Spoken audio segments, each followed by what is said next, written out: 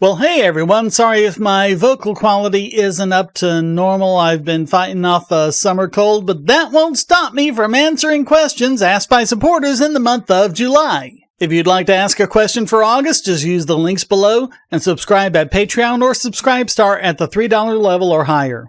So we'll start off with Tomasz Urbański, who asks, are hipsters modern-day equivalent of hippies? No, they're not. Appearances aside, they're really different things.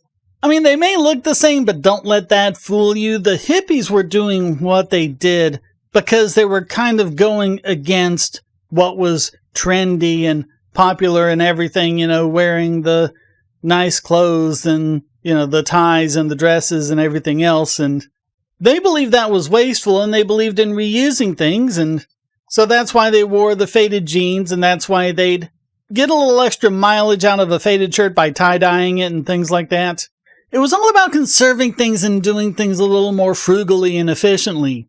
The hipsters actually paid top dollar to look that trashy.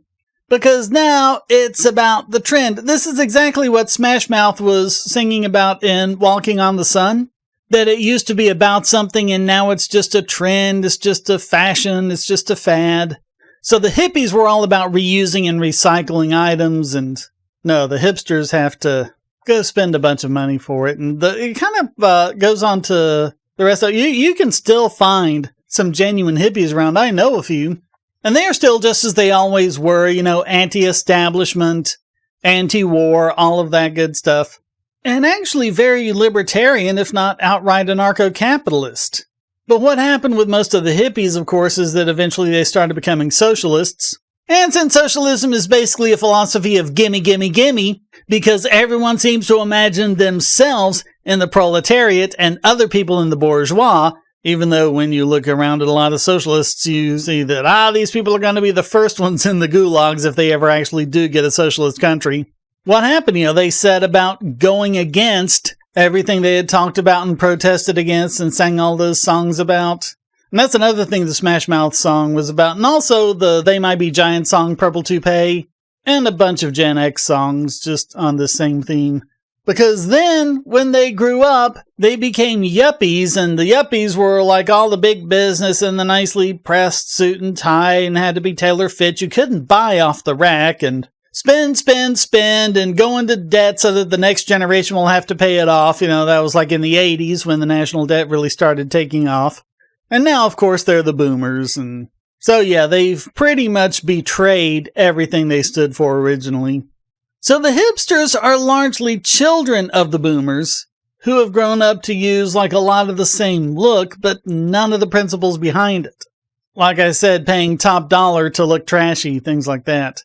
The hipsters will actually spend a whole bunch of money on a computer keyboard that looks like a typewriter and things like that. Because the hippies were about counterculture and non-conforming, and the hipsters are all about trying to get the mainstream culture and get everyone to conform to them, because we have to go into universities and get all of our woke stuff going on, and real hippies would be against that as soon as it became mainstream. So really, I think we should give the hippies a lot more credit, not just for a lot of the stuff culturally, but for society as a whole. I mean, all of the innovations they made into free love and things like better forms of birth control and things like that. But then, of course, they've turned around and betrayed it. And apparently sex is bad again because the hipsters are now gone all Calvinist on us. So, yeah, they're not the same thing. And the hippies betrayed the hippie movement long ago, and the hipsters are nothing like it.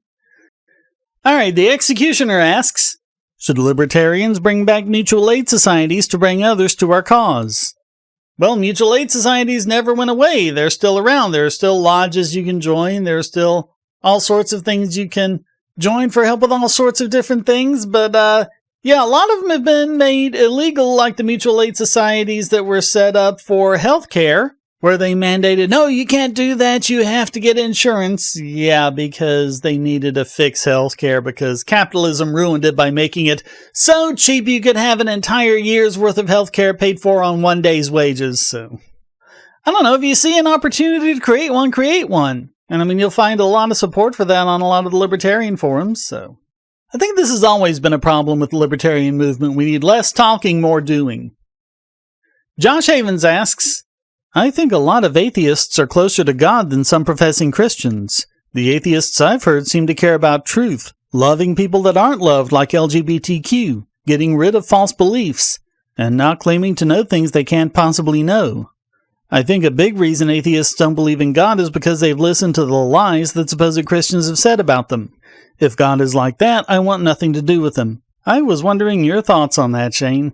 Yeah, it's not actually it. The reason why we don't believe in God is because we haven't seen evidence for God. I mean, any God, a good and loving God, or a complete jerk of a God like in the Old Testament. I mean, I wouldn't deny evidence that God exists just because I didn't like what he was. I accept that cancer exists even though I don't like anything about cancer. So that doesn't really make a lot of sense. If the God as depicted in the Bible exists, yes, he would absolutely be my enemy. And people with that are going, well, does that mean you're on Satan's side? Well, maybe I am because we've only got one side of the story. Let's listen to what he has to say. Or I may end up being against both of those yahoos. But no, it's all a load of made-up garbage.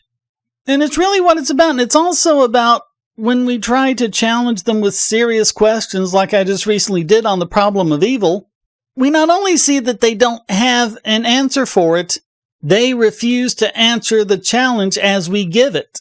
So like the problem of evil is, well, if God is all-knowing, all-loving, and all-powerful, why does he allow evil to exist? Why did it ever exist in the first place? And they come back things like, well, you atheists don't believe in evil. Well, some atheists do and some atheists don't, but this isn't about that. It's not about what atheists believe, it's about what you believe. You believe that there is evil, and you believe that there is a God that is all-knowing, all-loving, and all-powerful, who knew the instant he created the universe, or even before then, how he was going to create the universe, and how it would unfold through all eternity. And he would know the position of every leaf on every tree. He would know every drop of rain. He would know the beating of every butterfly wing. That's what we're told. That's what they believe. So knowing all of this, when he created the universe like that, he made it inevitable that evil would happen. So the question isn't even why doesn't he do something about evil, it's why did he create it that way to begin with? And you've also got things like, well, evil is there for a greater good. And of course, as anyone of any morality knows, doing evil for the greater good is one of the biggest evils there is. So they just admitted that God was evil. But even if we put that aside, if God is all-knowing, then he would know of a way to get the good that he wants without using the evil. If he's all-powerful, he would be able to put that way into action, and if he's all-loving, he would want to. And so this represents a fundamental contradiction of that belief system. You cannot have all four of those things, all-knowing, all-loving, all-powerful, and objective evil. One of those has got to go if you want to get out of the contradiction. But nope, no answer for it. Still waiting on that, so...